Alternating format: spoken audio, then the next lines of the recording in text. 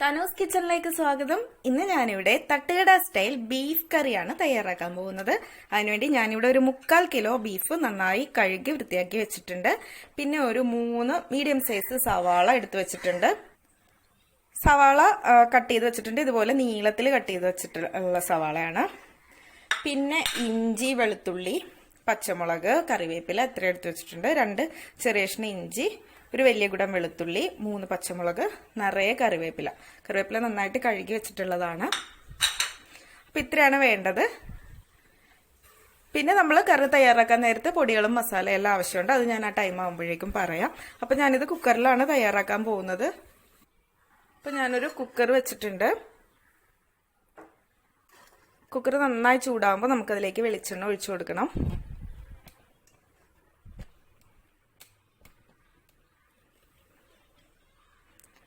Cooker ചൂടായി തുടങ്ങിയിട്ടുണ്ട്. ഇതിലേക്ക് ഒരു 3 ടേബിൾ സ്പൂൺ വെളിച്ചെണ്ണ ഒഴിച്ചു കൊടുക്കാം. വെളിച്ചെണ്ണ ചൂടായി വരുമ്പോഴേക്കും നമ്മൾ കട്ട് ചെയ്ത് വെച്ചിട്ടുള്ള 3 സവാള ചേർത്ത് കൊടുക്കാം. പിന്നെ ഒരു 3 വറ്റൽമുളക് കൂടി എടുത്തിട്ടുണ്ട്, ഞാൻ അതുകൂടി ചേർത്തിട്ടുണ്ട്. ഇനി ഒരു മീഡിയം ഫ്ലെയിമിലേക്ക് മാറ്റിയിട്ടുണ്ട്. ഇനി സവാള പെട്ടെന്നൊന്ന് വഴന്നു വരാൻ വേണ്ടിയിട്ട് അതിലേക്ക് കുറച്ച് ഉപ്പ് ചേർക്കാം. നന്നായിട്ടൊന്ന് മിക്സ് ചെയ്ത് കൊടുക്കാം. പിന്നെ ഇഞ്ചി വെളുത്തുള്ളിയൊക്കെ നമുക്കൊന്ന് ചതച്ചെടുത്തിട്ട് വരാം.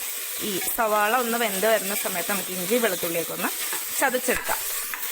അപ്പോൾ ഞാനൊരു മിക്സിയുടെ ചെറിയ ജാറിലേക്ക് ഇഞ്ചി, വെളുത്തുള്ളി, പച്ചമുളക് ഇട്ട് കൊടുത്തിട്ടുണ്ട്. ഇതൊന്ന് ക്രഷ് ചെയ്തെടുക്കാം, ചതച്ചെടുത്തിട്ട് വരാം. ഈ ചതച്ചെടുത്ത ഇഞ്ചി വെളുത്തുള്ളി കൂടി സവാളയിലേക്ക് ചേർക്കാം.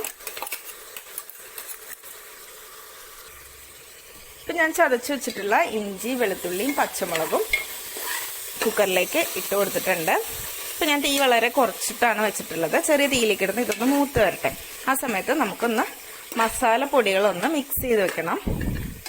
ഞാൻ മസാല തയ്യാറാക്കാൻ വേണ്ടിയിട്ട് നമ്മൾ ഇഞ്ചി വെളുത്തുള്ളി ചതച്ച മിക്സിയുടെ ജാറ് തന്നെയാണ് എടുത്തിട്ടുള്ളത്. അതിലേക്ക് ഒരു 3 കഷ്ണം പട്ട, പിന്നെ 1 ടീസ്പൂൺ കുരുമുളക്, 1 ടേബിൾ സ്പൂൺ പെരിഞ്ജീരകം, പിന്നെ 3-4 ഗ്രാമ്പു വേണം, തക്കോലം വേണം. ഇത്രയും കാര്യങ്ങളൊന്ന് ഇട്ട് കൊടുക്കാം. പിന്നെ ഇതിലേക്ക് പൊടികൾ ചേർത്ത് കൊടുക്കാം. മഞ്ഞൾപ്പൊടി ഒരു 1.5 ടീസ്പൂൺ മഞ്ഞൾപ്പൊടി ചേർത്തിട്ടുണ്ട്. ഞാനിവിടെ 3/4 കിലോ ബീഫാണ് എടുത്തിട്ടുള്ളത്. അതിലേക്കുള്ള അളവാണ് ഈ പറയുന്നത്. പിന്നെ ഒരു 2 ടേബിൾ സ്പൂൺ മുളക് പൊടി ചേർത്തിട്ടുണ്ട്. 1 table spoon Kashmiri chilli powder ചേർത്തിട്ടുണ്ട്. ഇനി ഇത് നല്ലോണം ഒന്ന് മിക്സ് ആക്കി എടുത്തിട്ട് വരാം.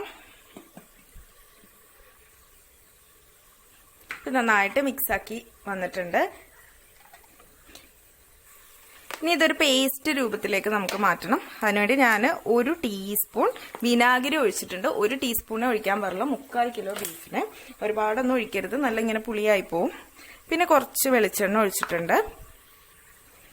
പിന്നെ ഒരല്പം വെള്ളവും കൂടി ഒഴിച്ചിട്ട് നന്നായിട്ടൊരു പേസ്റ്റ് പരുവത്തിലേക്ക് മാറ്റിയെടുക്കാം. കാര്യം ഈ പൊടി പെട്ടെന്ന് ഇടുമ്പോഴേക്കും അത് കരിഞ്ഞു പോകാതിരിക്കാൻ വേണ്ടിയിട്ടാണ്. അപ്പം ഇങ്ങനെ ചെയ്യുമ്പോൾ ആദ്യമായിട്ട് ബീഫ് കറിയൊക്കെ ഉണ്ടാക്കുന്നവർക്കും ഈ ഒരു മെത്തേഡ് യൂസ് ചെയ്യാം. അപ്പോൾ പൊടി കരിഞ്ഞു പോവില്ല. അപ്പം ഇത് നന്നായിട്ട് ഒന്നുകൂടി ഒന്ന് കറക്കിയെടുത്തിട്ട് വരാം. അപ്പം ഇത് നല്ല പേസ്റ്റ് പരുവത്തിലേക്ക് മാറ്റിയെടുത്തിട്ടുണ്ട്. അപ്പം നമ്മൾ കുക്കറിൽ വെച്ചിട്ടുള്ള സവാളയും ഇഞ്ചിയും വെളുത്തുള്ളിയും എല്ലാം ഒന്ന് മൂത്ത് വന്നിട്ടുണ്ട്. ഞാനിതിലേക്ക് കുറച്ച് കറിവേപ്പില ഇട്ടിട്ടുണ്ട്. ഇനി ഫ്ലെയിം കുറച്ചതിന് ശേഷം നമ്മൾ മിക്സ് ചെയ്ത് വെച്ചിട്ടുള്ള ഈ അരപ്പ് ഇതിലേക്ക് ചേർക്കാം. തീ കുറച്ച് വെച്ചിട്ട് വേണം ചേർക്കാനായിട്ട്, അല്ലെങ്കിൽ ഇത് പെട്ടെന്ന് കരിഞ്ഞു.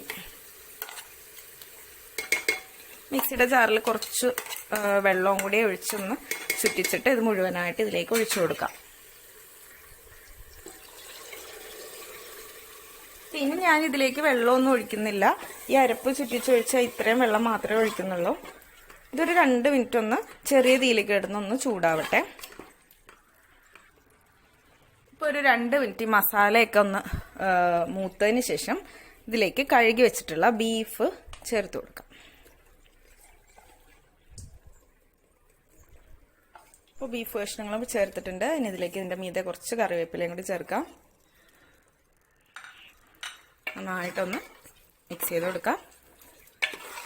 ഞാനിതിലേക്ക് വേറെ വെള്ളമൊന്നും ചേർക്കുന്നില്ല. ബീഫിൽ നിന്ന് വെള്ളം ഇറങ്ങിക്കോളും. ഇത് വേവാനായിട്ട് ആവശ്യത്തിനുള്ള വെള്ളം ബീഫിൽ നിന്ന് ഇറങ്ങിക്കോളും.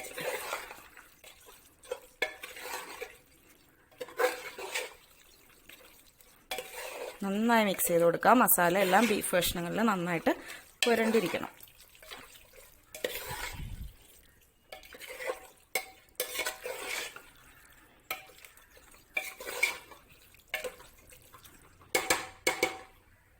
നമുക്ക് കുക്കർ അടച്ചു വെക്കാം.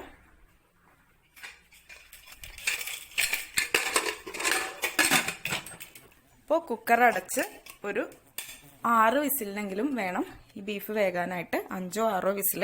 ഇവിടെ ഞാൻ 6 വിസിലിനാണ് വേവിക്കുന്നത്. ഒരു മീഡിയം ഫ്ലെയിമിൽ വെച്ച് ഒരു 6 വിസിലിന് വേവിച്ചെടുക്കാം. അത് ഞാൻ ഫ്ലെയിം കൂട്ടിയിട്ട് ഒരു വിസിലിന് ശേഷം തീ കുറച്ച് വെച്ച് തീ മീഡിയം ഫ്ലെയിമിലേക്കോ ലോ ടു മീഡിയത്തിലേക്കോ മാറ്റിയതിന് ശേഷം ബാക്കി 5 വിസിലിനാണ് വേവിച്ചെടുക്കുന്നത്. മൊത്തം 6 വിസിലാണ് ഇത് വേകാനായിട്ട് ആവശ്യമുള്ളത്. അപ്പോൾ നമുക്ക് ഇത് വെന്തതിന് ശേഷം ഓപ്പൺ ചെയ്ത് നോക്കാം. ഇപ്പോൾ വിസിലെല്ലാം പോയിട്ടുണ്ട്. കുക്കറിന്റെ 6 വിസിൽ ഞാൻ വേവിച്ച വിസിലെല്ലാം പോയി. ഇനി നമുക്ക് ഓപ്പൺ ചെയ്ത് നോക്കാം.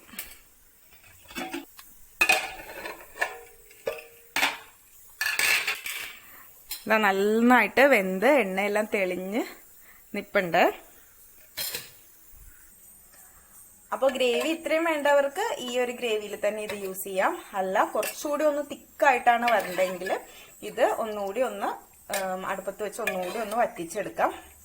ഒരു അടപ്പ് തുറന്ന് വെച്ചിട്ട് ഇതൊന്ന് വറ്റിച്ചെടുത്താൽ മതിയാവും. ഇപ്പൊ ഞാനിപ്പോ ഇത്രയും ഒരു ഗ്രേവിയിൽ തന്നെയാണ് ഇത് യൂസ് ചെയ്യുന്നത്. അപ്പൊ ഞാനിത് വറ്റിച്ചൊന്നും എടുക്കുന്നില്ല. അപ്പൊ തട്ടുകട സ്റ്റൈൽ ബീഫ് കറി ഇവിടെ റെഡി ആയി കഴിഞ്ഞു. എല്ലാവരും ഇതൊന്ന് ട്രൈ ചെയ്ത് നോക്കാം.